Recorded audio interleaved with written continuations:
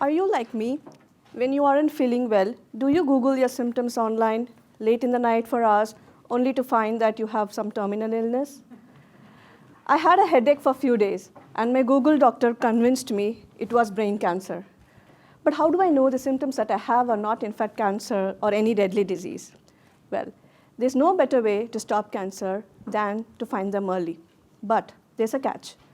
Cancer cells need to divide at least 30 times before they can be detected by clinical exam. Each division takes about 1 to 2 months. So a detectable tumor has likely been growing in the body for 2 to 5 years. These 2 to 5 years represent a potential lost opportunity for excellent treatment outcome. So instead of waiting for cancer cells to grow and reach detectable limits, the focus of my research is to detect cancer early as they begin to form. During the initial stages, when the first healthy cell gets transformed to a cancer cell, our body does an amazing job of recruiting the immune cells to fight against this cancer cell.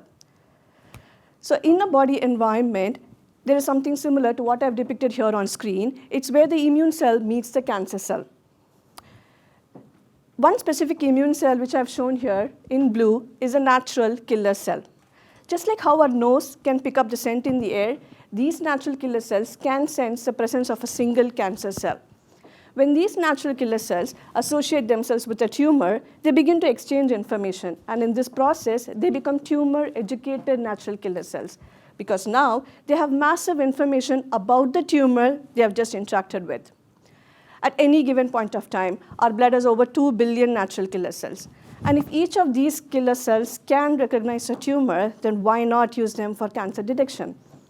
To test this hypothesis, I looked for these tumor-educated natural killer cells in the backdrop of million other blood cells from several cancer patients and compared them with killer cells from healthy volunteers. Now, this is the great news. Not only have I been able to find the signatures of these tumor-associated killer cells, but I've also been able to train a computer program to recognize these signatures in a drop of blood. What this means is that now we can identify these killer cells efficiently, quickly, and at a lower cost.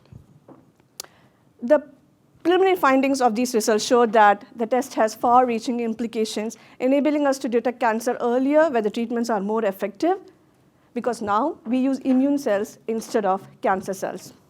So next time, when you get those troubling, unexplainable symptoms, you can get to know what your symptoms are in a finger prick test in 10 minutes at the comfort of your home. Thank you.